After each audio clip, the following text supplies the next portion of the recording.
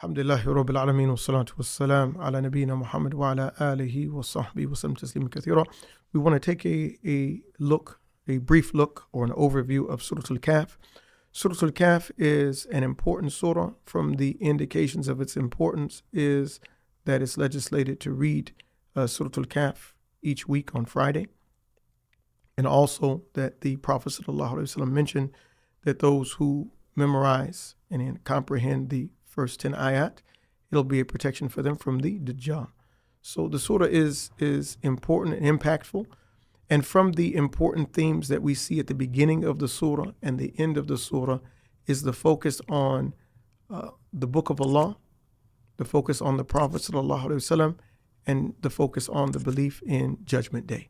And these three are the foundations for success: that a person believe in Allah, that a person follow the Prophet ﷺ, and that a person have yaqeen about the hereafter, that he have certainty about Judgment Day.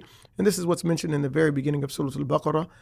When Allah mentions the ذَلِكَ الْكِتَابِ, He mentions the book, and then He mentions وَالَّذِينَ يُؤْمِنُونَ بِمَا أُنزِلَ إِلَيْكَ وَمَا أُنزِلَ مِنْ قَبْلِكَ, those who believe in what has been revealed to you and those before you. That indicates the Messenger sallallahu alaihi wasallam.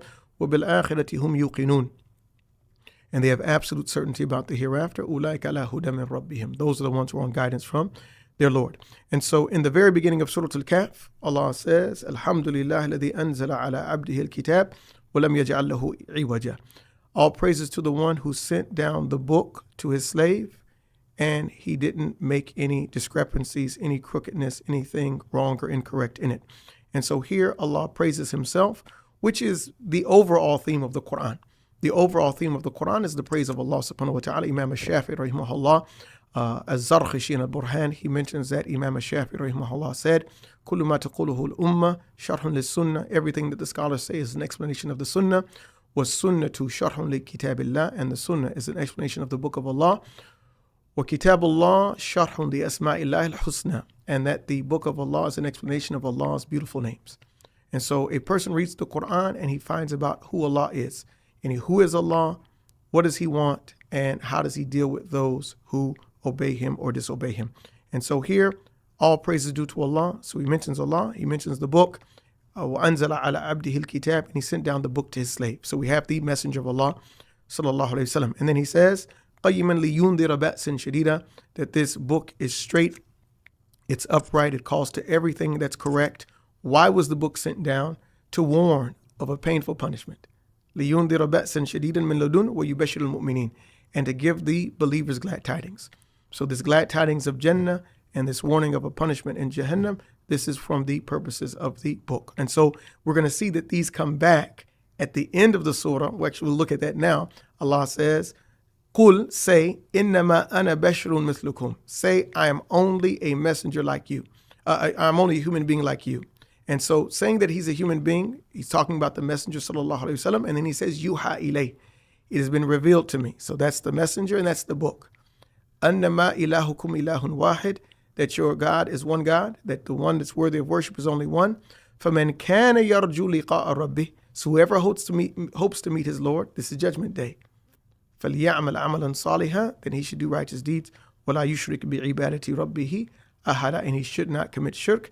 And this again is the praise of Allah, that Allah is the only one worthy of praise and that nothing should be associated with Him. And so correct understanding of revelation is foundational to success. We said belief in Allah, belief in Judgment Day, belief in the Prophet ﷺ, these are foundational. And then that we have proper understanding of the deen, who we worship and how we worship properly, which is the basis of the Quran and the Sunnah. Here, also in Surah Al-Kahf, Allah talks about the different temptations, those things that distract a person away from the worship of Allah subhanahu wa ta'ala. So in the story of the young men who went to the cave, this is the influence of society, that from those things that can lead a person away from the truth is following society and what is prevalent in society, what our ancestors, our forefathers, our culture says, and leaving the truth. So one of the reasons why people leave the truth is because of their culture and because of society. And so here in the story of the young men, Allah shows that Allah protected them because they weren't afraid of standing up for the truth. They couldn't deal with it directly, but they tried. Their deen was important to them, and they tried to preserve it in the best way that they could. And so Allah helped them to preserve their deen and gave them success and caused them to die in a good way. Another temptation that causes a person to reject the truth, reject the Quran, reject the Sunnah, reject the way of success is wealth. And this is the story of the two people in the gardens, that one was given more material wealth than the other. And so because of that, he thought he had some special place with Allah and therefore didn't have to follow the truth. And that wealth was taken away from him. And it seems that, and this is also a theme in Surah Al-Kahf, that Allah decrees certain good situations and bad situations to help the slave. That what Allah decrees in this dunya is to help the slave to come back to Iman. And so after Allah took away his gardens, what does he say? What does he say? He says, Ya laytani lam ushrik bi rabbi lam yushrik bi rabbi ahada. He says, I wish I had not committed shirk. So he felt regret and remorse. And as some of the scholars of Tafsir mentioned, this indicates that this deprivement of his gardens was good for him because it caused him to go back to Iman. And some reasons why people don't accept the truth is because of what they see as evil happening, because they see bad things, things that they can't understand, because they can't accept the decree of Allah subhanahu wa ta'ala. And not accepting the decree of Allah subhanahu wa ta'ala goes back to ignorance of Allah subhanahu wa ta'ala, which is why knowledge of the book is so important. So in the story of Musa and Al-Khadr, we see that there were different situations that happened that weren't so clear to Musa in the beginning. And this shows that even those who have lots of Islamic knowledge may not necessarily understand why Allah's wisdom in everything that he does. But we submit to Allah's wisdom and we accept it. And this comes from knowing Allah. And accepting it doesn't mean that we have to like it.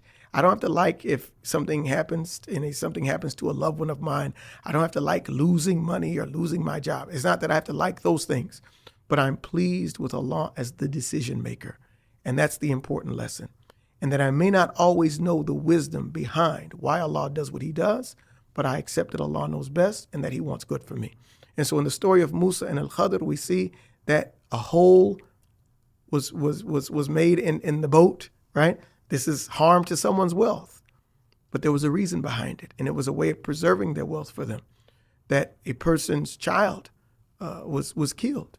And that was something that was difficult for the parents, but it was for the preservation of their deen, that they could have left Islam and then suffered eternally because of the love, the love that they had for that child. And then the death of the father early. That's sometimes missed from the story of the wall and the two young boys, is that their affliction, their tribulation was that their father died when they were young. But because the father worked hard to take care of his children and to be a good slave of Allah, then Allah took care of his children after him and gave them their wealth and inshallah preserved their deen as well. And perhaps that's the reason why the highlight of their father being righteous, that righteousness inshallah was passed down to them and that he benefited from their goodness and they benefited from their father's goodness. And then in the last story of Dhul Qarnayn, we see the fitna of power.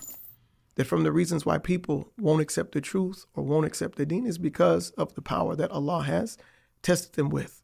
And so Dhul Qarnayn, he benefited from that power and he used it not to take advantage of people, but he used it to help them and support them.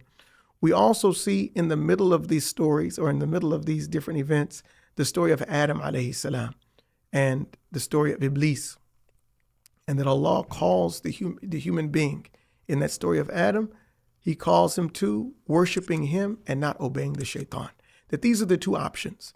That a person is either going to do what Allah says or he's going to follow the shaitan. And following the shaitan is following those false desires, those false lusts that we have, those things that cause us to do those things that we shouldn't do. That it's not just the nafs that calls, but it's the shaitan that tries to make it seem fair seeming that these things are okay. And so Allah calls us to obey him. How do we obey him? By following the book, by following the Prophet ﷺ, and remembering Judgment Day. That remembering the consequences is key to being successful. And then Allah also reminds us in the story of Dhul Qarnayn that whatever Allah blesses us with of goodness is not going to last. The power, the relationships, all of these things come to an end. And so even in each of the stories, right, they each come to an end. So Dhul Qarnayn, he says, Qala hadha rahmatun min Rabbi. This is a mercy from my Lord. فَإِذَا جَاءَ وَعْدُ رَبِّي جَعْلَهُ دَكَّةً. If when the promise of my Lord comes, and that this has to come to an end, then it's going to come to an end. And then he mentions that ignorance is no excuse. Willful ignorance is no excuse of disobeying Allah. When a person has the opportunity to learn the Quran, the Sunnah, they're here. If we don't make time to learn these and we become ignorant because of our failure to give time to the Quran and the Sunnah, then the blame is to ourselves. قُلْ هَلْ أُنَبِّئُكُمْ بِالْأَخْسَرِينَ أَعْمَالًا. Shall I not tell you of those who are worst in deeds? الَّذِينَ ضَلَّ سَعْيُهُمْ فِي الْحَيَاةِ الدُّنْيَا. Their efforts were lost in this world. وَهُمْ يَحْسَبُونَ أَنَّهُمْ يُحْسِنُونَ صُنْعًا. And they thought that they were doing well. There are those who disbelieved in the meeting. They disbelieved in the ayat of their Lord and in meeting him. They disbelieved in the ayat of the Quran, the Sunnah, everything that they saw around them, and they disbelieved in Judgment Day. فَحَبِطَتْ أَعْمَالُهُم. And so all of their deeds were made worthless and useless. And so this surah is filled with all different types of benefits, and perhaps that's one of the reasons why it's legislated for us to read it weekly, to get those reminders of the importance of following the Quran, the Sunnah, the Prophet ﷺ, certainty in Judgment Day, and not being distracted by the material benefits that we have in this dunya. Wallahu a'lam.